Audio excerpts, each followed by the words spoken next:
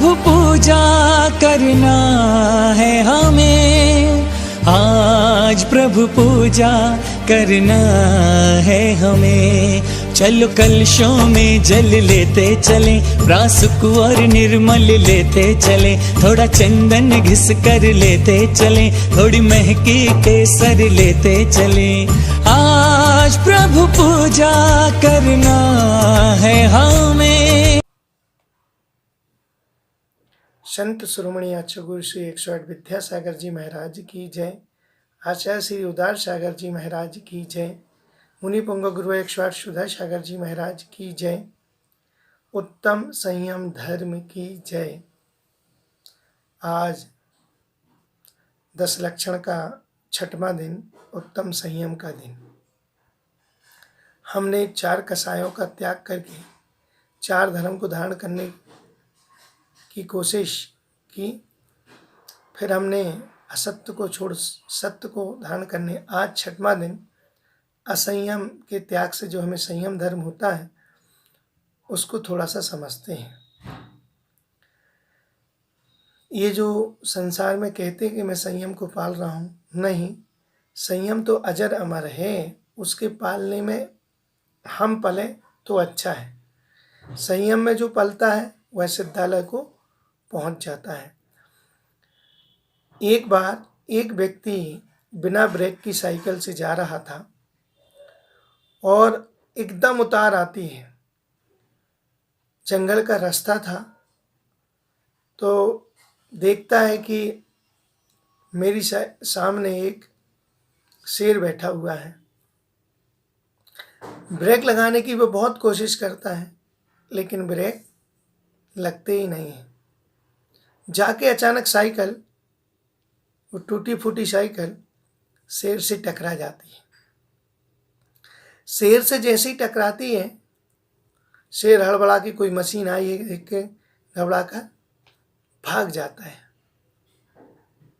ये भी अपनी साइकिल उठाता है और घर लाके पटक देता है व्यक्ति, और कहता आज के बाद ऐसी साइकिल किस काम की जिसमें ब्रेक ना हो। सोचो, एक नॉर्मल साइकिल में ब्रेक ना होने से जान जाने की नौबत। इस संयम रूपी गाड़ी में अपन कौन सा ब्रेक है? अगर संयम रूपी इस मनुष्य जीवन रूपी गाड़ी में अगर संयम रूपी ब्रेक नहीं है तो ये मनुष्य भी व्यर्थ है, जन्म लेना व्यर्थ है। आज हम उसे ही समझेंगे जैसे घोड़े में लगाम की जरूरत होती है, हाथी में अंकुश की जरूरत होती है, ऊंट में नकुल की जरूरत होती है, गाड़ी में ब्रेक की जरूरत होती है, वैसे ही मनुष्य रूपी जीवन में भी संयम की जरूरत होती है। असंयम जीवन तो बस ऐसी बस है जो जिसमें हॉर्न को छोड़कर सब कुछ बजता है और ब्रेक को छोड़कर सब कुछ लगता है। ऐसी गाड़ी अगर आपको दे दी जाए जिसमें हॉर्न ना बजता हो, जिसमें ब्रेक नहीं लगता हो, तो वो गाड़ी किस काम की? बस ऐसे ही मनुष्य अपना अगर अपने जीवन में संयम नहीं तो अपन बिना ब्रेक की गाड़ी चला रहे हैं। कब हमारा पतन हो जाए, कब हम नरकगामी बन जाए, कुछ भरोसा नहीं है। तो कहते किसे हैं संयम?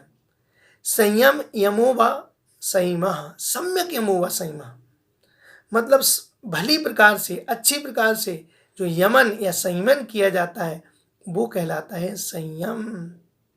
इदम कर्तव्यम इदम न कर्तव्यम इति, इदम आचरणीयम इदम न आचरणीयम इति संयमः। मुझे इस एक मेरा कर्तव्य है, ये मेरा कर्तव्य नहीं है, इसका आचरण मुझे करना चाहिए, इसका आचरण मुझे नहीं करना चाहिए, इस प्रकार का प्रतिज्ञा जो ली जाती है वो ही संयम है। इदम कर्तव्य इदम न कर्तव्यम इदम आचरणीयम इदम न आचरणीयम इति प्रतिज्ञा है संयमः। बस इतना आ गया अपने जीवन में तो ही संयम आ जाएगा, और सरलता से नियंत्रण ही संयम है। अपने विषय कसायों का जो नियंत्रण है वो ही संयम है। हमारे मन और इंद्रियों को जो मलिन नहीं करे वो ही संयम है। ऐसा कार्य न करे जिसमें हमारा मन और इंद्रिय असंयमित हो जाए, वो ही संयम है। सम्यक यमो वा संयमः, भली प्रकार से नियंत्रण दमन, वो ही संयम है। 5 महाव्रतों को धारण करना, 5 समितियों का पालन करना, 4 कषायों का निग्रह करना, मन वचन काया को वश में रखना, ठीक, और 5 इंद्रियों पर विजय प्राप्त करना, यही संयम है। आचार्य ने लिखा कि आत्मा को पवित्र बनाने का नाम संयम, जिससे आत्मा पवित्र बनती हो वो ही संयम है। आत्मा को पवित्रता के नाम से संयम से जाना जाता है।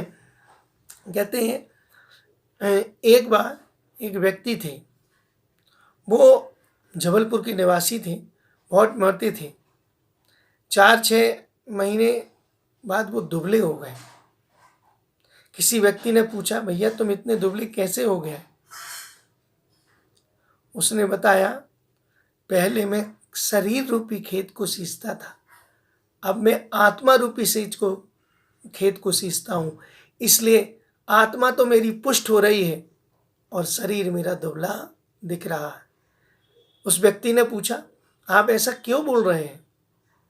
बोले, मैं आचार्य श्री के पास गया था और मैं अब संयम पूर्वक जीवन बिताता हूँ, इसलिए शरीर तो दुबला पतला दिख रहा है लेकिन मेरी आत्मा पुष्ट। आचार्य श्री ने कहा, शरीर दुबला हो सकता है लेकिन आत्मा पुष्ट होती है मोक्ष मार्ग पर संयम पर चलाने से। क्या उपदेश दिया? ज्ञान नहीं तो सत्संग की कमी है। अगर हमारे अंदर ज्ञान नहीं बढ़ रहा तो हम सत्संग नहीं कर रहे। ज्ञान नहीं तो सत्संग की कमी है। सुख नहीं तो सेवा की कमी, हमने सेवा नहीं की आज इसलिए हमें सुख नहीं मिल रहा। सेवा से सुख मिलता है। धन नहीं तो उपाय की कमी, अगर हमारे पास रुपया पैसा नहीं है तो हम उपाय नहीं कर रहे। और अगर हम स्वस्थ नहीं तो संयम की कमी है। अगर हमारा शरीर स्वस्थ नहीं तो हम संयम की कमी रखते हैं। संयम से शरीर भी स्वस्थ रहता है, आत्मा दृढ़ता को प्राप्त होती है। विषय कषायों से हटने से हमारा शरीर स्वस्थ हो जाता है, संयमित हो जाता है। कहते हैं पूरे प्राणी जगत में मनुष्य का मन और इंद्रिय जितनी सक्षम बनाई है उतनी संसार में किसी की भी नहीं है, और यही मनुष्य सबसे ज्यादा उसका दुरुपयोग करता है। विषय कषायों में लगकर अपनी आत्मा को पतन की ओर पहुंचा देता है। आचार्यों ने 2 प्रकार का संयम बताया है, एक इंद्रिय संयम और एक प्राणी संयम। इंद्रिय 5 इंद्रियों और मन को वश में करना इंद्रिय संयम है। स्पर्शन, रसना, घ्राण, चक्षु, कर्ण, ये 5 इंद्रिय हमारी, इन 5 इंद्रियों को अगर हम वश में कर रहे हैं तो वो इंद्रिय संयम, और मन को हम वश में कर रहे हैं। प्राणी कर्म 6 काय के जीवों की हम विराधना नहीं कर रहे, वो प्राणी संयम। स्पर्शन इंद्रिय के विषय हल्का भारी, रूखा चिकना, कड़ा नरम, ठंडा गरम, इन पर हमारी विषय। थोड़ा सा अगर बैठने को मंदिर में चटाई ना मिले मोटी सी, उसके फोल्ड पर फोल्ड करके तुम्हारा मन विभल हो जाता है। कैसे स्पर्श इंद्रिय पर विजय प्राप्त करेंगे? समझाने को तो बहुत विस्तार के साथ है। रसना इंद्रिय पर खट्टा, मीठा, कड़वा, कसायला, चरपरा, ये 5 रसना इंद्रिय के विषय हैं। अगर इनमें हमें थोड़ा सा खट्टा मीठा खाने को ना मिला तो हमारा मन खट्टा मीठा होता। अगर थाली में लाल पीला ना दिखे तो हम लाल पीले दिख जाते हैं। हमें लाल टमाटर, पीला पपीता ना दिखे तो हम लाल पीले हो जाते हैं। घ्राण इंद्रिय सुगंध और दुर्गंध, थोड़ी सी बदबू आए तो मुंह सिकोड़ने लगते हैं। अरे ये भी तो एक गंध की पर्याय है। चक्षु इंद्रिय काला, पीला, नीला, लाल और सफेद, 5 इंद्रिय के विषय है। अगर हमें कलर्ड चीज ना दिखे, ब्लैक एंड व्हाइट दिखे, या हमारे मन रूप आंखों को तृप्त करने वाली चीज ना दिखे तो हमें उसी समय क्रोध आना लगता है। और कर्ण सा रे गा मा पा धा नी, ये 7 स्वर के विषय हैं, कर्ण इंद्रिय के विषय हैं। ये सुरीली आवाज ना मिले तो कर्कश वचन हम सुन नहीं सकते। अरे सहने की आदत डालो, मुनिराजों ने कितना सहा है। और इन सब ये पूरे 27 विषय जो इंद्रियों के, इन सब का राजा होता है मन। मन अगर हमारे हाथ में कंट्रोल में है तो फिर हमारी सभी इंद्रियां बस में रहती हैं। मन एक ड्राइवर है, वो गाड़ी को जैसा चलाएगा वैसी गाड़ी चले। वो इंद्रियों के विषय यात्री हैं जो पीछे बैठे हुए। ड्राइवर जैसे गाड़ी चलाता है, बस यात्री भी वैसे वैसे चलते चले जाते हैं। मन को अगर हमने कंट्रोल कर लिया तो इंद्रिय उस रूप। मन में अगर हम विचार कर लेते कि आज हमें उपवास करना है, आज हमें ये करना है, बस इंद्रियां उस रूप परिणमित करने लगती हैं। इसलिए मन को राजा माना है, सबका राजा माना है। कहते हैं संयम धारण करने पर छोड़ा जाता है, संयम पर आस्था रखने पर नहीं। संयम जो धारण करता है वो छोड़ता है, केवल संयम पर आस्था के लिए मात्र रखने से कल्याण नहीं होगा। अरे भाव संयम नहीं तो कम से कम भावना संयम कर लो। जिसके पास भावना संयम नहीं वो कभी भाव संयमी नहीं बन सकता। भावना तो करो कि हम अपने जीवन में संयम लाएंगे, तो उसका कल्याण निश्चित हुए बिना नहीं रहता। अगर संसार में सुख होता तो काहे के लिए तीर्थंकर प्रयत्न। हम पढ़ते भावना में, जो संसार विषय सुख होता तो तीर्थंकर क्यों त्यागे, काहे को सिर्फ साधन करते संयम सोन। अगर संसार में सुख होता तो तीर्थंकरों को कौन सी कमी, राजा महाराजाओं के राजा रहते हैं, संसार की सब सुख सुविधाएं उपलब्ध रहती हैं, लेकिन फिर भी संसार छोड़कर और वैराग को धारण कर लेते हैं, संयम का मार्ग अपना लेते हैं। एक बार का प्रसंग सुनाता हूं। एक बार बेटे ने माँ से कहा, मैं साधना के मार्ग पर बढ़ना चाहता हूं। माँ ने बेटे से कहा, बेटा तू संयम के मार्ग और साधना के मार्ग पर बढ़ना चाहता, बढ़ जा, लेकिन 4 बातें मैं तुझे बताती हूं, उन 4 बातों का तू ध्यान रखना। पहली बात, अपने घर को तू कभी मत भूलना। दूसरी बात, कदाचित घर को भूल जाए तो पड़ोसी को मत भूलना। तीसरी बात, खूब भूख लगने पर खाना। और चौथी बात, खूब नींद आने पर सोना। बेटा कहता कि माँ को मुझसे मोह हो गया है, राग हो गया, इसलिए ऐसी उल्टी सिल्टी बातें कर रही है कि अपने घर को कभी नहीं भूल जाओ, घर को भूल जाओ तो पड़ोसी को मत भूलना। ये सब व्यर्थ की बातें हैं माँ, संसार में कुछ नहीं रखा है। अच्छा, माँ कहती, बेटा तू मेरे अभिप्राय को अभी समझा नहीं है। बेटा बोलता, तो फिर क्या है माँ तुम्हारा अभिप्राय? बेटा बोलता है, माँ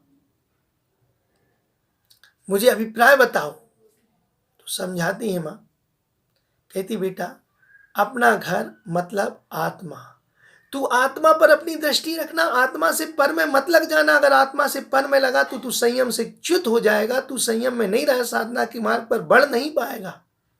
इसलिए अपनी आत्मा पर दृष्टि रखना बस, इसके अलावा संसार की किसी विकल्प पर दृष्टि मत रखना।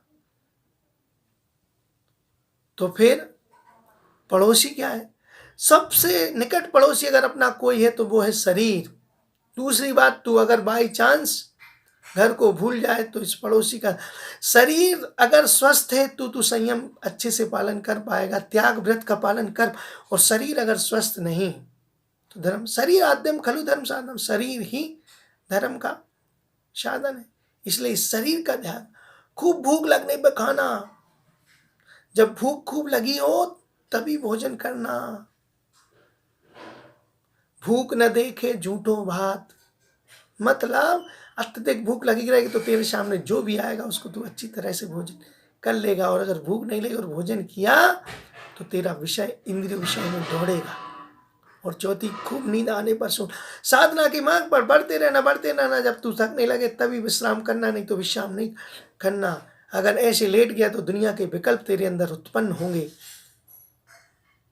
बेटे को बात समझ में आ गई और वैराग के मार्ग पर बढ़ गया। क्या हमारी बात समझ में आ रही? हम ऐसे वैराग के मार्ग पर बढ़ पाएंगे? अगर हमें गरम गरम मिल जाए तो हमें नरम नरम चाहिए, नरम नरम तो तरम तरम चाहिए। संयम के मार्ग पर बढ़ने वाले को गरम गरम नरम नरम तरम तरम नहीं दिखता है। गरम गरम क्या, गरम गरम रोटी चाहिए, बस थाली पर बैठे हैं।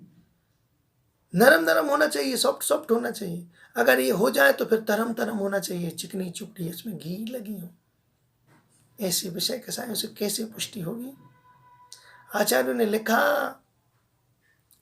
कि पब्बज्जो सम्मणम यदि दुखम परमोक्षम।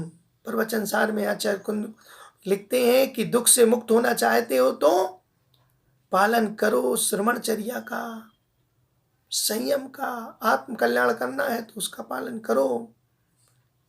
ठंडा ठंडा पीते पीते कभी गर्म नहीं होना, नमकीन खाते खाते कभी मीठा कैसी हमारी इंद्रिय के विषय हैं। ठंडा ठंडा पीते पीते हमें गर्म चाहिए और ना मिले तो हम गर्म हो जाते हैं। नमकीन खाते खाते हमारी मीठे की इच्छा हो जाती। संसार इसी का तो नाम है। विषय भोगों को जो बड़ा है, भोगों को इतना भोगा कि खुद को ही भोग बना डाला, फिर भी आज तक तृप्त नहीं हुए। आचार्य लिख रहे हैं, संयम रतन संभाल, विषय चोर बहु फिरत हैं। इस संयम रूपी रतन को संभाल, नहीं तो विषय चोर तो आपके पीछे लगे ही हुए हैं। इसलिए आचार्यों ने कहा, पंच इंद्रियों के विषयों में, एक एक इंद्रियों के विषयों में जो जो लीन हुई है उनकी अली पतंग गज मीन मृग, इनके एक ही आँच, सन्मति बाकी कौन गति, जाके संग पांच। ये जो स्पर्शन में हाथी हुआ वो एक इंद्रिय में प्रसिद्ध हुआ, स्पर्शन इंद्रिय में आसक्त हुआ, रसना इंद्रिय में मछली, घ्राण इंद्रिय में भौरा, चक्षु इंद्रिय में पतंगा, कर्ण इंद्रिय में हिरण सर्प। ये एक एक इंद्रियों विषय, हमारी तो पांच पांच स्पर्शन। हम तो स्पर्शन में भी आसक्त, रसना घ्राण में भी, चक्षु में, पांचों इंद्रियों के विषयों में हम लगे, हमारा क्या गति होगी। आचार्य ने कहा भैया इसको कम करो। कैसे कल्याण होगा? अगर क्या है, कई बार संसार की स्थिति का हम चिंतन करें तो हमें संयम की ओर रुचि और बढ़ती है। जैसे एक बार कोई एक अम्मा जी आए एक जोशी के पास, उसने हाथ देखा तो बोले हमारी धर्म में रुचि नहीं है, हमारा क्या होगा, हमें दिखाओ। उसने बताया तुम्हारी 7 दिन के अंदर मृत्यु हो जाएगी। उसको तो रहा नहीं गया, वो जोशी बहुत प्रसिद्ध था, जो बात बोलता था सच होती थी। अब क्या करे, तो उसने क्या किया, घर गई और उसको बस मौत ही मौत नजर आने लगी। रात्रि भोजन छोड़ दिए, आलू छोड़ दिए, पूजा करने लगी, पाठ करने लगी। 7 दिन को संसार के कोई विषयों में मन नहीं लगा। तो फिर 7 दिन पूरे हो गए, उसकी मृत्यु नहीं हुई। 8वें दिन वो आई और बोले जोशी आपको मैं बहुत विश्वास रखती थी, आप तो इतना झूठ बोलते हैं, मेरा तो कुछ भी नहीं हुआ। तो बोले तुम्हारा नहीं अम्मा जी, संसार में जितने प्राणी सबकी 7 दिन में मृत्यु होगी, क्योंकि 8वें दिन में या सोमवार को या मंगल या बुध या गुरु या शुक्र या शनि या रवि, बस इन 7 ही दिनों के। मैं तो बस ये परीक्षण करना चाहता था कि जब तक मौत नजर नहीं आती, जब तक जिंदगी राह पर नहीं आती, अपने आप को ये समझ लो कि पल पल हमारी मौत आ रही तो जिंदगी राह पर आ जाएगी। बस देखो तुम्हारे धर्म ध्यान में मन लग गया, तुम्हारा व्रत नियम संयम हो गया कि नहीं, क्योंकि मौत नजर आने लगी। मौत नजर आने लगेगी तो संयम की ओर तुम्हारा मार्ग, संसार आपको असार लगने लगेगा। इसलिए आचार्य ने किया, नहीं तो क्या है, कुछ लोग हैं जी रहे यावत जीवे सुखम जीवे ऋणम कृत्वा भस्मीभूतस्य देहस्य पुनरागमः। जब तक जियो सुख से जियो, ऋण लेकर घी पियो, ये शरीर एक बार नष्ट हो गया फिर इसका कुछ होने वाला है। ऐसे लोग भी हैं नहीं, ऐसे लोग अपनी आत्मा को अनंत संसार में डुबो देते हैं। अरे जिस बिना नहीं जिन राज सूचे, तू रुलो जग कीच में, एक घड़ी मत बिसरा करो आओ जम मुख बीच में। कहते हैं जिसके बिना जनराज भी आत्म कल्याण नहीं कर पाए, तू रुलो जग कीच में, तू क्या संसार में भटकता पड़ रहा है। एक घड़ी मत बिसरा करो, एक घड़ी भी मत बिसरा करो, आओ जब मुख बीच में, कब मृत्यु हो जाए पता नहीं है। इसलिए अपनी आत्मा का कल्याण चाहते हो तो 5 इंद्रियों मन को बस में रखो और 6 काय के जीवों की विराधना से बचो।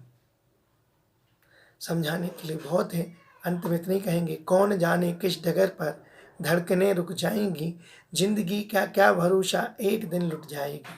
आज कल था कल बनेगा, यूं उम्र ढल जाएगी, जाग जा अब भी मुसाफिर, यह घड़ी कब आएगी। अर्थात संयम की ओर मिला है अपन को अवसर, अपने जीवन में संयम आना चाहिए। इसी मंगलमयी भावना के साथ बोलो उत्तम संयम धर्म की